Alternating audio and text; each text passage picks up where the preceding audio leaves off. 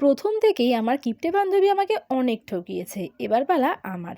সেই জন্য ও যখন ফোন করলো আজকে যে আজকে আমার বাড়িতে আসবে, কি করব ভেবে না পাওয়ায় ছিল নিরামিষ, আমার তো কিছু করারও নেই। তো সেই জন্যই কিন্তু তাকে বানিয়ে খাওয়ালাম এই রেসিপিটা।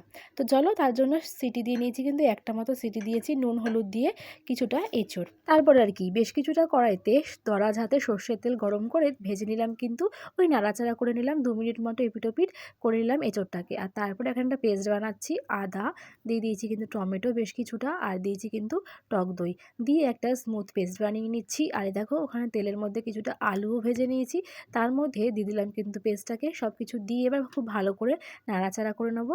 আর একে করে দিয়ে দেবো স্বাদ মতো নুন, পরিমাণ মতো চিনি, সামান্য জিরের গুঁড়ো আর কিন্তু লঙ্কার গুঁড়ো। শুধুমাত্র হলুদের ব্যবহারটা আমি কিন্তু এখানে করছি না। দেখো সব কিছু দিয়ে ভালো করে নাড়াচাড়া করে নিচ্ছি, যতক্ষণ না তেল ছাড়ছে। আর দেখো খুব ভালো করে তেলটা ছেড়ে গেছে। আর কষানোর সময় চিনি দেওয়ায় কিন্তু বেশ একটা ভালো কালার এসছে।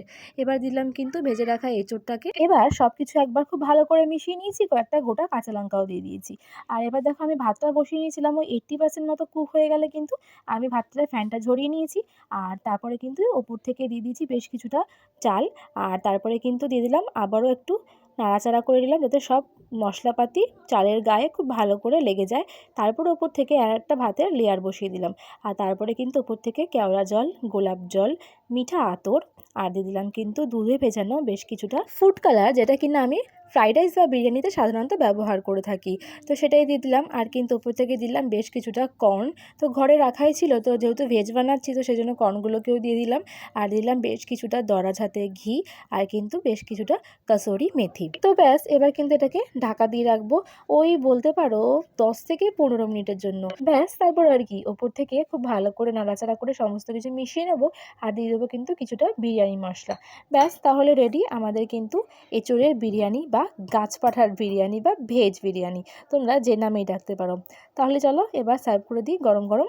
যেহেতু আজকের কম্বিনেশনটা কিন্তু একটু উল্টো, মানে পোলাওয়ের সঙ্গে আমরা সাধারণত বেগুনি খেয়ে থাকি, আজকে কিন্তু আমি এই ভেজ বিরিয়ানি বা এঁচোড়ের বিরিয়ানির সঙ্গে কিন্তু আজকে আমি বেগুনিটা সার্ভ করছি আমার কিপ্টে বান্ধবীকে। যেহেতু ভীষণ পরিমাণে কিপ্টে, তো সেই জন্য ওর জন্য স্পেশাল কিছু করতে আজ আমার একদমই ইচ্ছে করলো না।